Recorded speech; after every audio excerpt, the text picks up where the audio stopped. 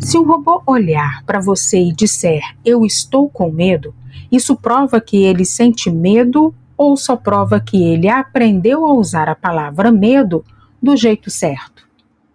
Essa pergunta parece simples, mas ela é uma armadilha cognitiva perfeita, porque a nossa mente confunde duas coisas diferentes: inteligência e consciência.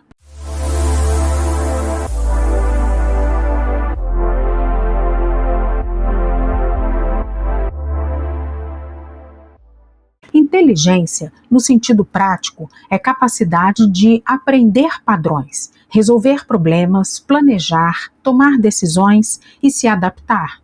É competência. Um sistema pode ser muito competente em tarefas difíceis sem que isso signifique qualquer coisa sobre ler um mundo interno. Já consciência é outra categoria.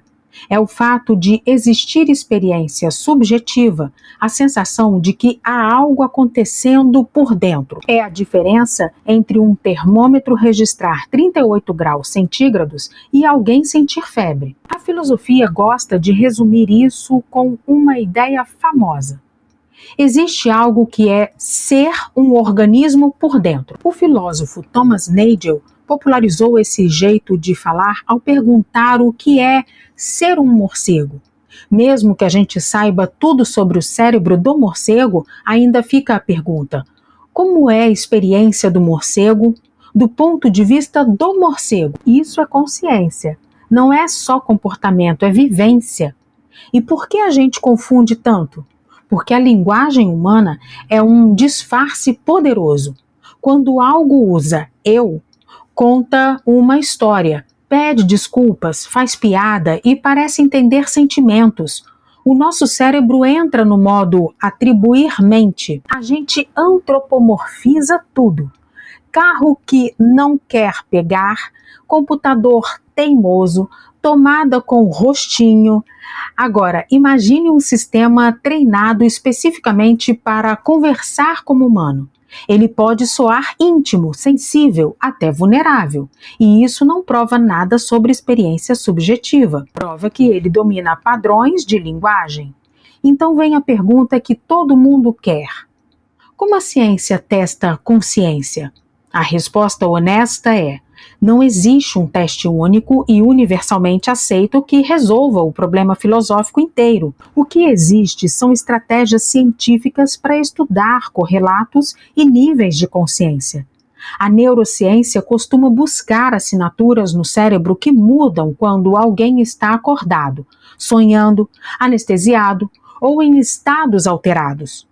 Um exemplo muito usado em pesquisa e em contexto clínico é o Índice de Complexidade Perturbacional, PCI na sigla em inglês. A ideia é mais ou menos assim: em vez de esperar um paciente responder "estou consciente", você estimula o cérebro e mede o tipo de resposta.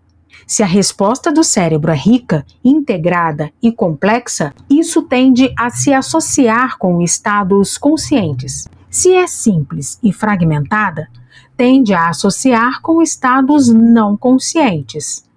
É uma forma de medir capacidade do cérebro de sustentar consciência, sem depender de fala ou movimento.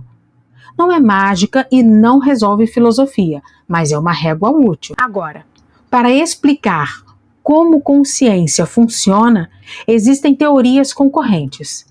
Duas aparecem muito. A primeira é o Global Neuronal Workspace, que quer dizer espaço de trabalho neuronal global, em língua portuguesa.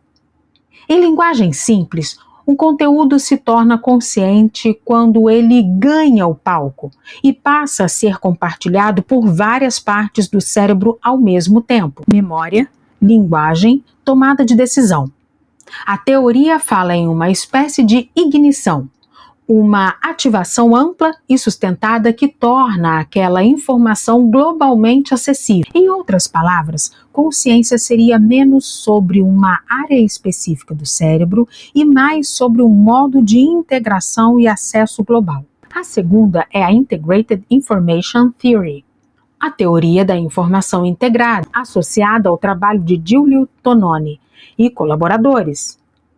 Ela começa de uma abordagem consciência primeiro, parte de propriedades da experiência e tenta derivar quais propriedades um sistema físico teria que ter para sustentar essa experiência. Ela é influente, mas também bastante debatida, inclusive com críticas fortes. E isso é importante. Quando o público pergunta qual é a teoria certa, o ponto maduro é deixar que a ciência ainda está discutindo, e isso é normal em temas difíceis. Então, o que dá para afirmar com responsabilidade aqui e agora? Dá para afirmar que a inteligência e consciência não são a mesma coisa.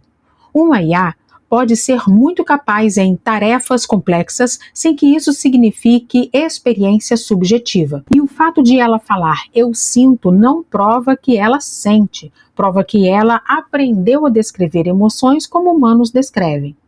Do outro lado, a pergunta "pode existir consciência artificial?"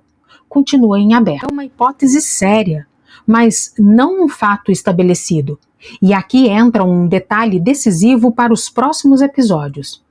Mesmo que uma IA não seja consciente, ela pode ser muito poderosa em capacidade de planejamento, persuasão e otimização. E isso nos leva direto para o tema da semana que vem: superinteligência. Porque o risco mais realista de tecnologia avançada não depende de máquinas com alma. Pode depender apenas de máquinas com metas e capacidade. Se esse tipo de explicação te ajuda a pensar com clareza, já deixa o like, se inscreve no canal e comenta. Na sua opinião, o que seria um sinal convincente de consciência, comportamento, linguagem ou algum tipo de medida objetiva? Na próxima semana, eu vou mostrar por que superinteligência pode ser assustadora, mesmo sendo fria, sem sentimentos.